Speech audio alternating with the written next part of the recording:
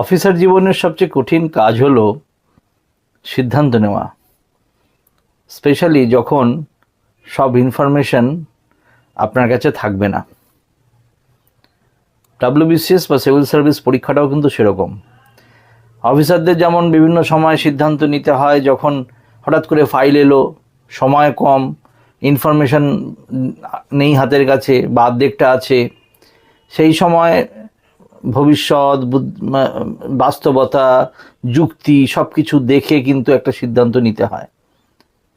ঠিক পরীক্ষার সময়তেও তাই করতে হবে। যে মুখস্থ করে পরীক্ষার উত্তর লেখে তার উত্তর একরকম হবে ডেসক্রিপটিভ পার্টে, আর যে বুঝে শুনে বাস্তবতা দিয়ে অ্যানালিটিক্যালি লজিক্যালি উত্তরগুলো লেখে তার উত্তরের কোয়ালিটি অনেক বেটার হবে। কারণ অ্যাকচুয়ালি সিভিল সার্ভিস পরীক্ষা হচ্ছে সিদ্ধান্ত নেওয়ার পরীক্ষা। যে যত ভালো জাজমেন্ট করতে পারবে তার মার্কস তত বেশি আসবে, তার খাতার মূল্যায়ন, তার খাতার কোয়ালিটি, তার খাতার ভ্যালু তার তত বেশি হবে।